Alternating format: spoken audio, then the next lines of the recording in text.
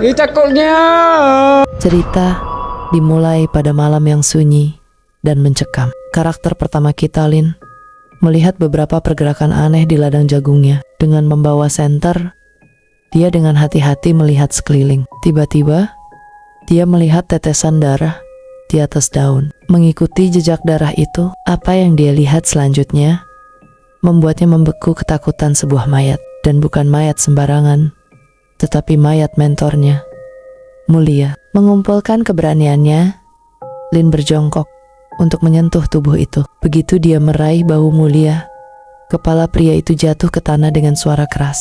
Lin terkejut dan sulit bernapas karena ketakutan. Sementara itu, sang tokoh utama cerita ini, Nun, adalah seorang siswa di sebuah pesantren Islam. Duduk di kamarnya, dia menonton berita yang melaporkan bahwa Mulia, yang dulunya adalah orang biasa, kini melakukan penyembuhan ajaib.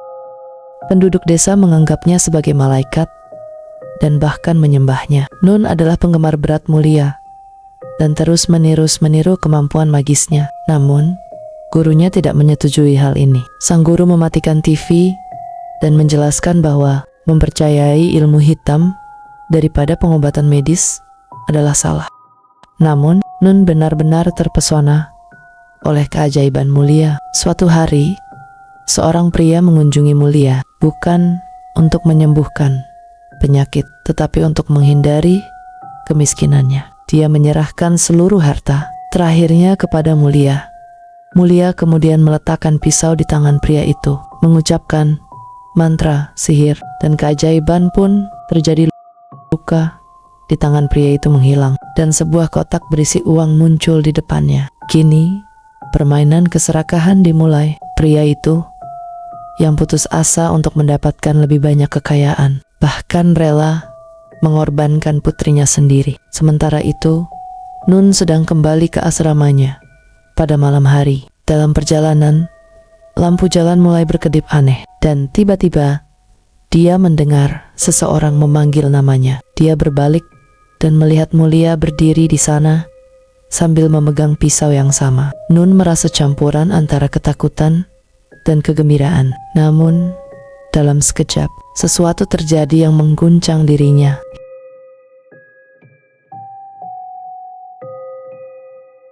Tak lama kemudian, temannya, Ray, datang dan Nun menceritakan semuanya kepadanya. Namun, ketika mereka memeriksa tempat di mana Mulia berdiri, tidak ada siapapun di sana. Setelah sampai di asrama, Nun melihat laporan berita yang mengejutkan di TV. Mulia telah meninggal. Polisi dan tim forensik sedang menyelidiki penyebab kematiannya. Gurunya mengungkapkan sebuah kebenaran yang mengejutkan. Mulia adalah ayah kandung Nun. Keesokan harinya, Nun menghadiri pemakaman Mulia bersama teman-temannya. Di sana, murid Mulia, Lin, mengenalinya dan langsung membawanya ke tubuh Mulia. Nun terkejut melihat penyebab kematian sebuah luka dalam di tenggorokan, persis seperti yang dia lihat malam itu. Namun, kejutan tidak berhenti di situ. Nun juga melihat tanda aneh di tangan Mulia, tanda yang sama persis dengan yang ada di tangannya sendiri. Apakah ini semua hanya kebetulan atau ada misteri yang lebih besar yang sedang terjadi? Lin memperkenalkan Nun kepada istri ketiga Mulia, Ajang, yang sedang hamil. Lin memberitahu Nun bahwa Mulia meninggalkan sesuatu yang istimewa untuknya. Lin masuk ke dalam untuk mengambil sesuatu, sementara Nun menunggu di luar. Namun, sesuatu yang aneh terjadi. Tirai di jendela mulai bergerak, seolah-olah ada seseorang yang bersembunyi di belakangnya. Namun, ketika Nun menarik tirai itu, tidak ada siapapun di sana. Jantungnya berdegup kencang karena ketakutan. Tiba-tiba, dia mendengar seseorang memanggil namanya dari belakang dengan air mata yang hampir jatuh karena ketakutan. Nun melihat Lin yang tiba-tiba muncul dengan tenang dan memberinya sebuah buku tentang ilmu hitam Mulia. Dia mengatakan bahwa sekarang Nun harus menyelesaikan pekerjaan yang belum selesai oleh Mulia, keturunan Mulia yang bisa menempuh jalan ini, yang berarti Nun harus mempelajari semuanya sendiri. Lin berjanji bahwa pada malam harinya dia akan membawa Nun ke tempat rahasia milik Mulia. Sementara itu, teman Nun, Beth, ingin berdoa, tetapi Lin menghentikannya, mengatakan bahwa hal seperti itu dilarang di desa ini. Namun, Beth yang selalu melakukan kebalikan dari apa yang dikatakan orang lain. Saat dia melakukannya, dia merasakan kehadiran seseorang di dekatnya. Ketika dia berbalik, dia melihat kepala terpenggal Mulia tergeletak di dekatnya. Tremor ketakutan membuatnya membeku di tempat. Pada saat yang sama, Ajang diam-diam masuk ke kamarnya tanpa berbicara dengan siapapun. Temannya, Reni, mulai merekamnya dengan kamera dan mengajukan pertanyaan. Tetapi Ajang tidak merespons. Reni lalu meletakkan kameranya dan berpaling. Tetapi saat dia melihat kembali ke layar rekaman, dia menyaksikan sesuatu yang begitu mengejutkan hingga membuatnya terdiam. Dalam rekaman itu, tidak ada siapapun di ruangan selain Ajang. Semuanya terasa seperti ada kekuatan tak terlihat yang hadir di sana. Teman-teman Nun sekarang ingin meninggalkan desa, percaya bahwa desa itu telah dikutuk. Namun, Nun menolak.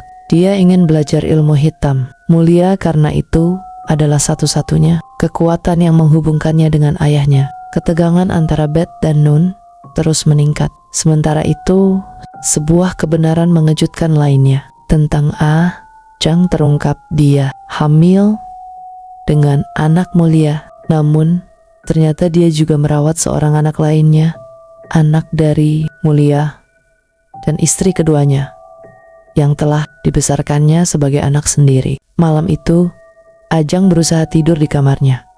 Tetapi sesuatu yang aneh terjadi. Selimutnya tiba-tiba jatuh ke lantai. Ajang yang sedang hamil kesulitan untuk bangun dan mengambil selimutnya. Namun, saat dia mengambilnya, dia melihat seorang anak duduk di dekatnya. Anak itu menatap Ajang dan berkata, "Sembunyilah, Mulia akan kembali." Ketakutan jelas terlihat di wajah Ajang. Bayangan hitam muncul di luar jendela. Ajang merasa seseorang sedang mendekatinya. Tetapi pada detik berikutnya, dia tiba-tiba terbangun. Itu semua hanyalah mimpi buruk. Sementara itu, Lin membawa Nun ke tempat rahasia milik Mulia. Dia menjelaskan bahwa Mulia dulu mempraktikkan ilmu hitam di tempat ini dan telah menyembuhkan banyak orang dengan kekuatannya. Lin mengatakan bahwa sekarang Nun harus mengambil alih tanggung jawab ini. Tetapi untuk melakukannya, dia harus melalui ritual kuno. Lin mengeluarkan pisau dan membuat sayatan di tangan dan kaki Nun. Darah mulai mengalir dan Lin memintanya untuk mengucapkan mantra. Begitu Nun mulai melantunkan mantra, dia mulai melihat penglihatan aneh. Dia melihat sosok iblis berlumuran darah, menjilat lukanya, dan hatinya dipenuhi ketakutan. Anak yang tinggal bersama Ajang tiba-tiba terbangun. Dia merasakan sesuatu yang salah dengan Nun. Dia segera pergi mencari Lin dan akhirnya bertemu dengan Bagas.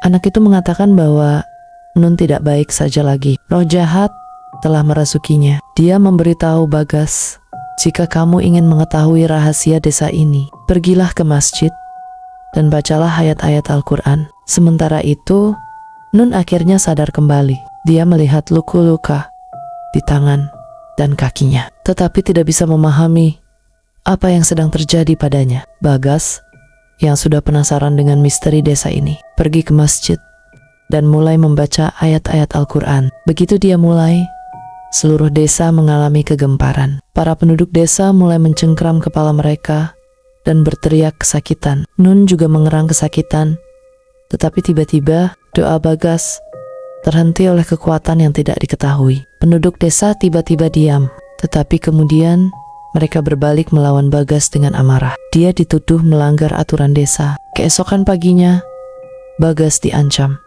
untuk meninggalkan desa. Namun, sebelum pergi, dia mulai mengungkap beberapa rahasia kelam desa ini. Anak kecil itu kemudian memberitahu Nun, desa ini dikutuk. Setiap ibu yang melahirkan di sini harus mengorbankan anak mereka. Nun terkejut, tetapi anak itu melanjutkan, "Ibumu juga dikorbankan, dan sekarang korban berikutnya adalah Ajang." Mendengar hal ini, darah mulai mengalir dari hidung Nun.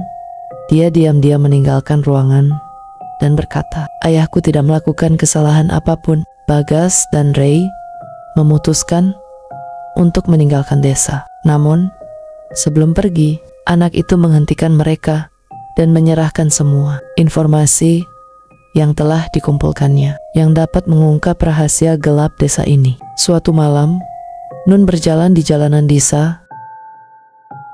Penduduk desa mulai mengikutinya. Tiba-tiba, seorang wanita cacat mendekatinya dan meminta bantuan. Secara naluriah, Nun mengangkat tangannya dengan gerakan mistis.